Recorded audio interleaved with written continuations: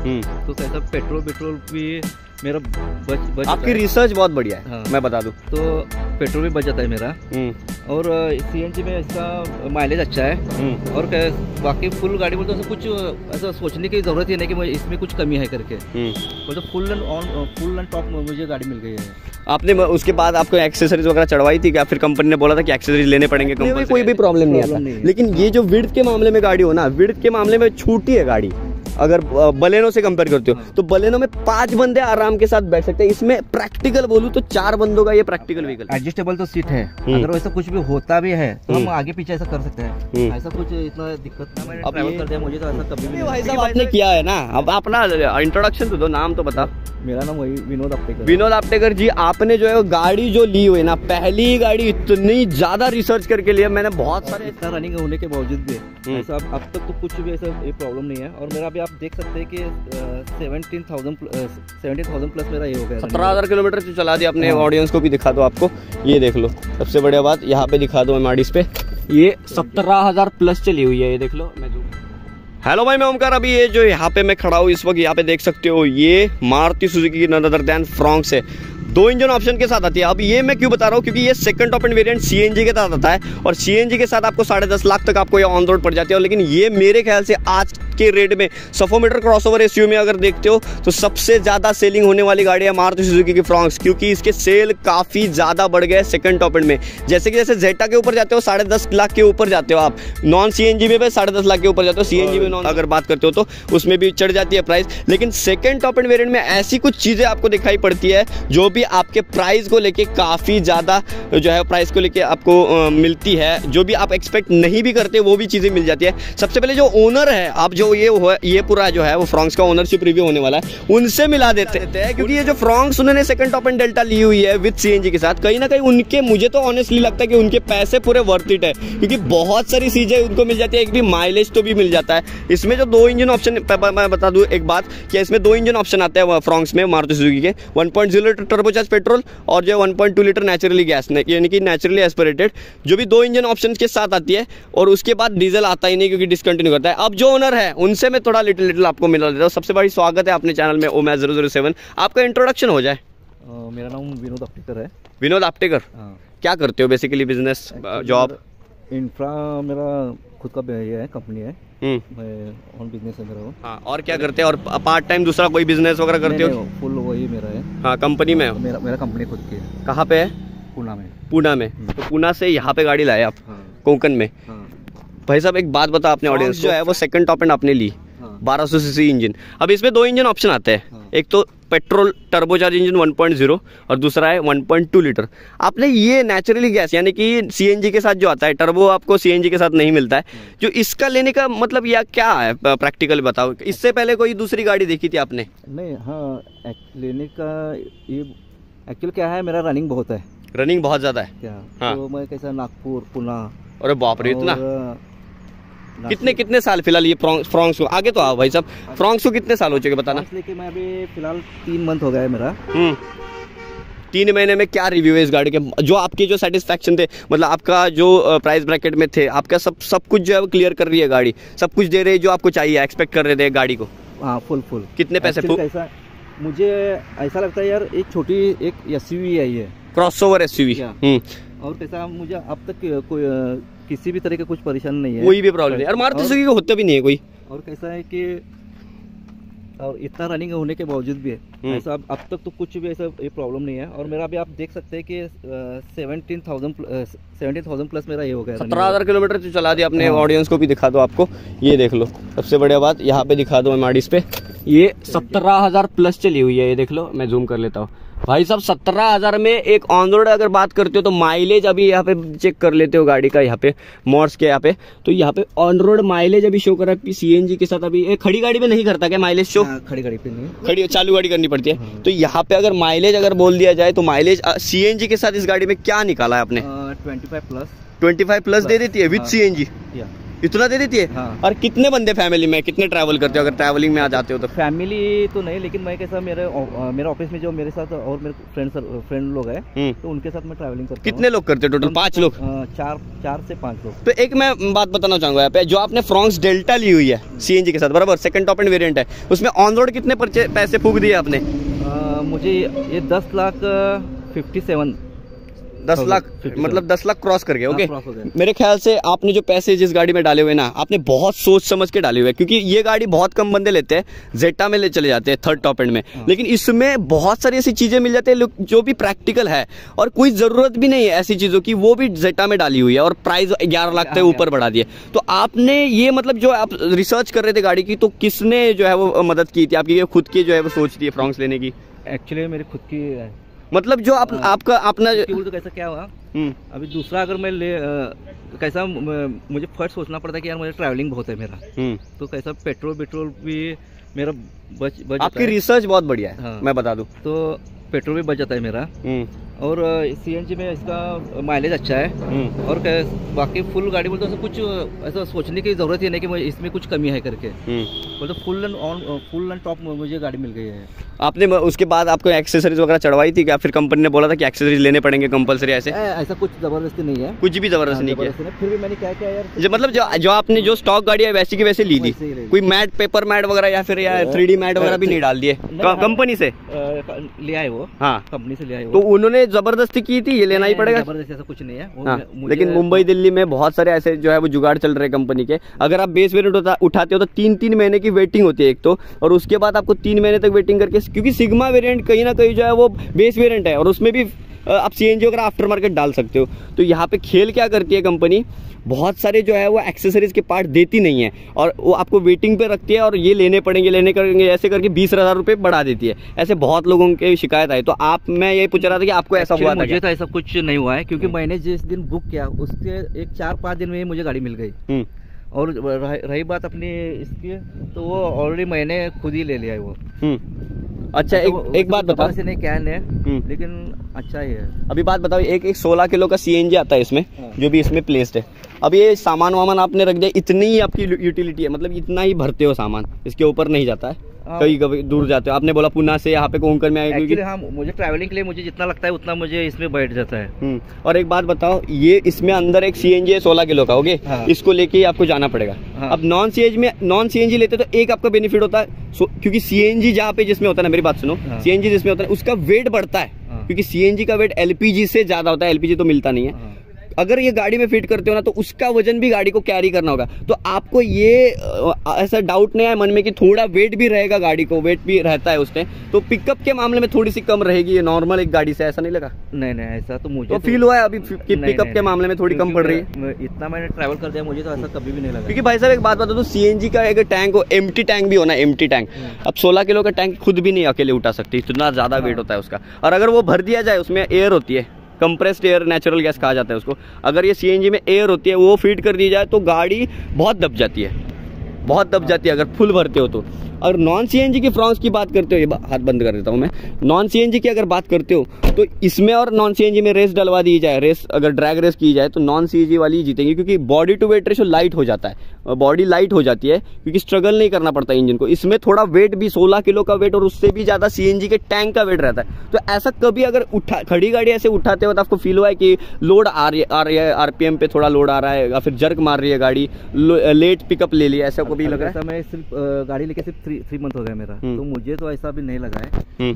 आगे तो क्या मालूम नहीं।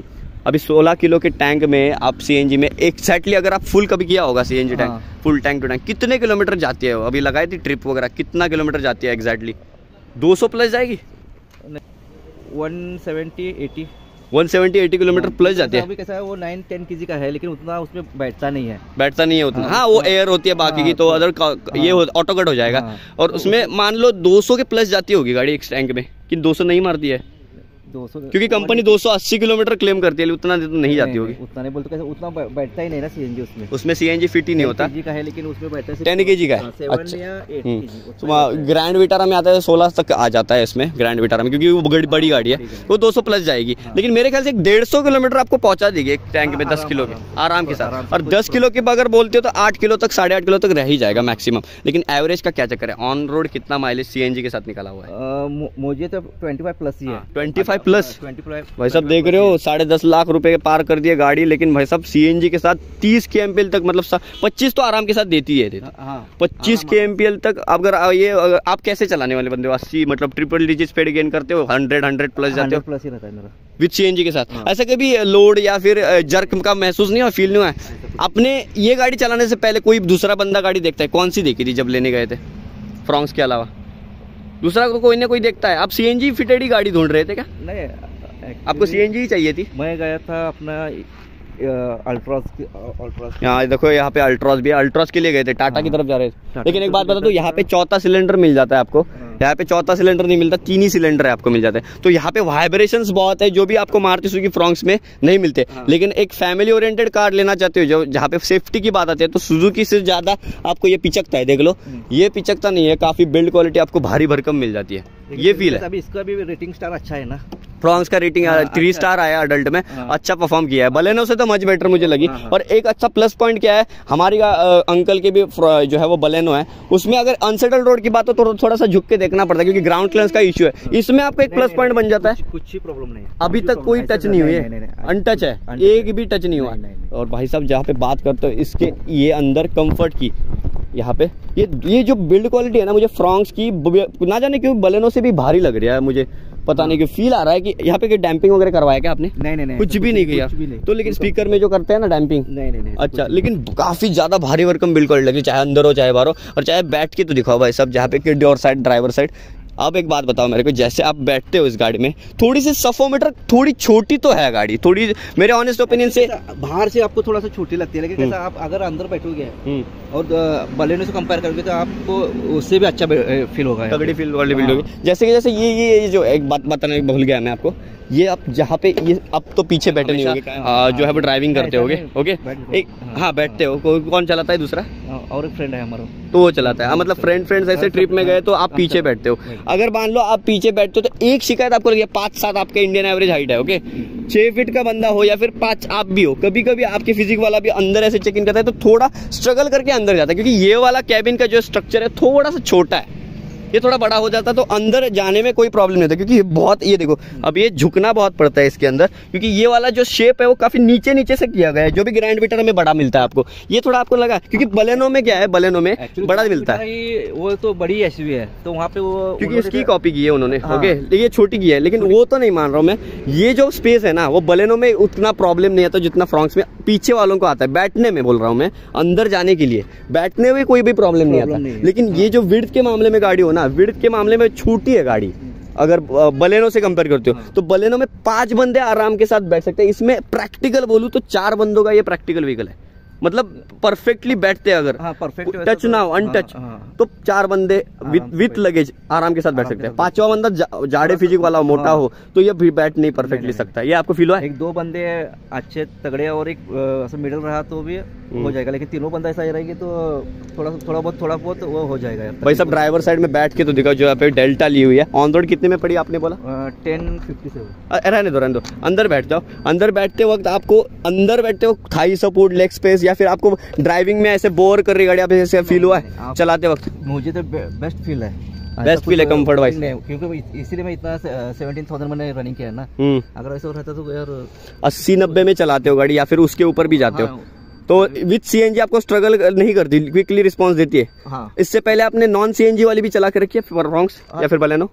चलाइए ना बलेनो, तो फर्क थोड़ा बहुत तो फर्क होगा ही पिकअप के मामले, वो ज्यादा खींचती होगी क्योंकि वेट नहीं है उतना सीएनजी का। तो आपको फील हुआ ये? नहीं ऐसा तो कोई भी मुझे ऐसा कुछ फील नहीं इतना नहीं है, मतलब हर एक का ओपिनियन रहता है। तो मैंने तो दोनों गाड़ियाँ चला के रखी है। अगर खड़ी गाड़ियों में फुल आरपीएम देते हो और जो मतलब जो है वो पिकअप लेते हैं पहले नॉन सीएनजी वाली, तो मैं बोलूँ ड्रैग रेस दोनों के मतलब कंपैरिजन किया जाए तो वो आगे निकल जाएगी, क्योंकि लाइट वेट है, सीएनजी नहीं है, ये तो है बात। और थोड़ा पिकअप एक इक्का दुक्का मतलब 19-20 फर्क पड़ता है। अब एक बात बताओ, ये जो है वो स्टीयरिंग यहाँ पे जो आप टिल्ट कर सकते हो, ओके आप कैसे रखते हो, ऊपर माउंट करते हो कि नीचे? ऊपर रखते हो, ओके खींच दो।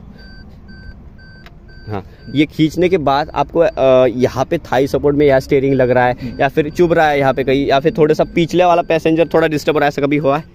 नहीं, एडजस्टेबल तो सीट है, अगर वैसा कुछ भी होता भी है तो हम आगे पीछे ऐसा कर सकते हैं, ऐसा कुछ इतना दिक्कत नहीं। अब ये थोड़ी इलेक्ट्रिक एडजस्टेबल वगैरह टॉप में भी नहीं आती, वो आप एक्सपेक्ट करते थे? अगर इलेक्ट्रिक एडजस्टेबल होते या फिर और वेंटिलेटेड सीट्स हो, ठंडा ठंडा ऐसे कूल लगना चाहिए, थोड़ा फैन वगैरह ऐसे टॉप एंड में होते तो जाते आप टॉप एंड में, टॉप एंड की तरफ अल्फा प्लस, क्योंकि अल्फा प्लस में कैसा है, ये जो आपको खाली मिल जाता है, उसमें पियानो वियानो सब कुछ आता है और प्रीमियम सी आती है। प्रीमियम तो है, टॉप एंड वाली फील तो प्रीमियम है, ऐसे नहीं, लेकिन मैं तो इसी के साथ ही जाना चाहूंगा, इसी के साथ। भाई साहब आपकी जो है वो हिम्मत को दाद देनी पड़ेगी, मतलब जो आपकी रिसर्च है ना, मैं बोल दूं एक 10 लाख रुपए ऐसी गाड़ी पे, 10 लाख तो ऑलमोस्ट टच करिए, जो भी आपको प्राइस पैसे 4 बजाती है। ऐसा नहीं कि आपको सीएनजी है तो आपको सीएनजी में 30 तक आपको माइलेज भी मिलेगा, 50-60 तक चलाते हो आराम के साथ, 80 भी ऊपर चलाते हो, फिर भी आपको एक 25 की एम्पल दे ही देगी मरी सी, 4 लोगों को ले भी जा रही है, लेके भी जा रही है, वो विद सामान भी जा रहा है आपका, और आपका डेली भी काम हो रहा है। मतलब आपने जो सोच बनाई है ना, रिसर्च की गाड़ी लेने की, वो दाद देना चाहूँगा। और मैं कहीं ना कहीं बोल दूँ कि ये यूनिट जो है, यूनिट ये बलेनो जैसे सिमिलर दिखते हैं, ऐसा नहीं लगता आपको? सिमिलर ही बलेनो है, क्योंकि इंटीरियर बलेनो का अगर ये उठा के डाल दोगे वो लग जाएगा, क्योंकि ये इसका कलर का इससे फर्क है, उसमें ब्लू आता है, इसमें चेरी आता है, ऐसा है। बाहर तो उतरो भाई, ह्यूमिड क्लाइमेट बहुत है। अब उतरते वक्त जहाँ आपको परेशानी, मतलब ये नीचे उतरते हो एक स्टेप तो ऐसा फील होता है कि आप एक एसयूवी में बैठे हुए हो, एक कि बलेनो जैसा ही फील होता है, छोटा नीचे से। नीचे नहीं, मुझे अच्छा फील होता है, अच्छा फील होता है। अब एक बात बताओ अपने ऑडियंस को, ऑन पेपर ये बोलती है 27-28 तक माइलेज निकाल लेती है। अब एक सच बात बताओ, as a Baleno user, Baleno मतलब फ्रॉन्क्स यूजर, क्योंकि वही इंजन आता है, टर्बो इंजन सीएनजी नहीं आता, लेकिन अगर आप टर्बो ले लेते तो इतना माइलेज ले पाता इंजन, क्योंकि टर्बो में क्या है 1000-1500 आरपीएम में पावर और मिलते हैं, उसमें जो है 90 bhp, लेकिन टॉर्क बढ़ जाए, 130 न्यूटन मीटर का टॉर्क मिल जाता है, इसमें नहीं मिल जाता आपको, इसमें कम 115 न्यूटन मीटर का टॉर्क मिल जाता है ये वाला इंजन, तो इसमें और ज्यादा पावर मिलती है, मजा आता है चलाने में, पावर मिलती है। तो कहीं ना कहीं पैसों से हिसाब से तो छोड़ दो, वो तो वर्थ इट नहीं है। तो आपको लगता है एज अ कस्टमर वो ले लेते तो थोड़ा मजा आ जाता, मजा बैठ जाता, लेकिन पैसे तो थोड़े जाते, वो टर्बो वाला सोच अलग रहती है यार, मैं ऐसा ही नहीं कर सकता। लेकिन वो देखी थी आपने, मुझे मेरा ट्रैवल के हिसाब से और कंफर्टेबल के हिसाब से मुझे बराबर है मेरी गाड़ी। लेकिन जब आप लेने गए थे तो दूसरी कौन सी गाड़ी आपने देखी थी इसके मतलब सफोमीटर कैटेगरी में? वो बोला था अल्ट्रॉस, ओके। तो अल्ट्रॉस, इसमें क्या है, अल्ट्रॉस एक हैचबैक गाड़ी है और ये क्रॉसओवर एसयूवी है, ओके। इसका कंपैरिजन होता भी और नहीं भी होता है, ये लिटिल एक हैचबैक सी है, लेकिन अगर बड़े बंदे फिजिक वाले बैठाते तो थोड़ी दब जाएगी गाड़ी, तो आपको एक हैचबैक लग जाएगी। तो एक बात बताओ, एज ए यूजर, एक जब आप रिसर्च करने के लिए गए थे, गाड़ी लेने गए थे, तो इसका एक इंजन ऑप्शन आता है, आगे तो आना 1.0 लीटर, जहाँ तक ये इंजन टैंक है ना 1.0 लीटर आता है, 1000 सीसी टर्बोचार्ज इंजन, 1 लाख रुपए इससे महंगा है। वो चलाया था आपने, उन्होंने दिया था क्योंकि या फिर बताया था हमारे पास और एक इंजन ऑप्शन अवेलेबल? उन्होंने बताया था मुझे, हाँ, लेकिन कैसा मैंने उतना ये नहीं किया वहाँ पे, ये नहीं किया, हाँ, मतलब चेक नहीं किया उतना, और उन्होंने चलाने के लिए दिया था? नहीं, उन्होंने बोला था मुझे आप चेक कर सकते हैं करके, आपने ही नहीं किया, आपको यही पसंद आ गया, शांत है, रिफाइंड है और लॉन्ग टर्म चलने वाला। टर्बो में इतना लाइफ नहीं होता है जिसका ना जितना लाइफ इन वाले इंजन में होता है, नेचुरली एस्पिरेटेड इंजन में, क्योंकि इनके नेचर से एस्पायर होते हैं, नेचुरली गैस है, तो वहाँ पे आपको बूस्ट करती है पावर टर्बो वाली, तो आग लगाती है खामखा ये जो है वो इंजन में, और जो है इतना लॉन्ग लास्टिंग इंजन नहीं होता है, और इसकी जो है वो रीसेल वैल्यू उससे भी ज्यादा तगड़ी है टर्बो से।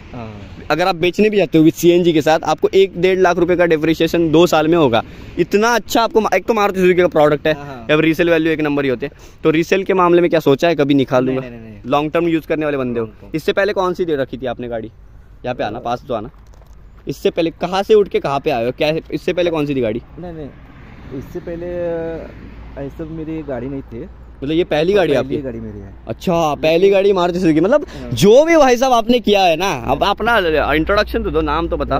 मेरा नाम वही विनोद आपटेकर। विनोद आपटेकर जी, आपने जो है गाड़ी जो ली हुई ना, पहली गाड़ी इतनी ज्यादा रिसर्च करके लिया। मैंने बहुत सारे ऐसे लोग देखे, कम लोग देखे जो डायरेक्टली पैसे डालते हैं 20 लाख 25 लाख रुपए और कोई सी भी गाड़ी उठाते हैं। आपने जो है फुल्ली जो मतलब आपकी जो है वो नीड है उसी के हिसाब से जो है मारुति सुजुकी फ्रॉन्क्स परचेस की। उसके बाद आपने वेरिएंट भी परफेक्टली परचेस किया। उसके बाद आपने बहुत रिसर्च करके एक ऐसी गाड़ी ली, उसकी रीसेल वैल्यू भी ज्यादा है। मतलब ऐसे दांत देनी पड़ेगा यार आपके रिसर्च को, ऐसे बहुत सारे बंदे कम मिलते हैं। कुछ ये नहीं है, लेकिन कैसा अगर कोई भी बंदा जाएगा तो 100% वो चॉइस ही करेगा, इसको चॉइस करेगा, चूज करेगा। हाँ, तो चलिए भाई, ये था अपना कुछ इंट्रोडक्शन और आपके ये थोड़ा लिटिल एक्सपीरियंस जो है विनोद आपटेकर जी का, जो ही फ्रॉन्क्स डेल्टा लेते हैं 2024 में। फिलहाल कितने महीने हो चुके हैं गाड़ी को बता दो? 3 मंथ हो गए। 3 मंथ में भाई साहब उनकी सोच, उनकी जो है रिसर्च और उसकी जो है रीसेल वैल्यू को भी सब कुछ देख के उन्होंने जो है पहली गाड़ी लाइफ की फ्रॉन्क्स पे पैसे डाले, जो भी मारुति सुजुकी को वो भी वर्थ इट होने वाला है। तो ये बहुत कम बंदे ऐसे मिल जाए। तो अपने साथ टाइम स्पेंड करने के लिए बहुत बहुत धन्यवाद जी आपटे जी, थैंक यू सो मच।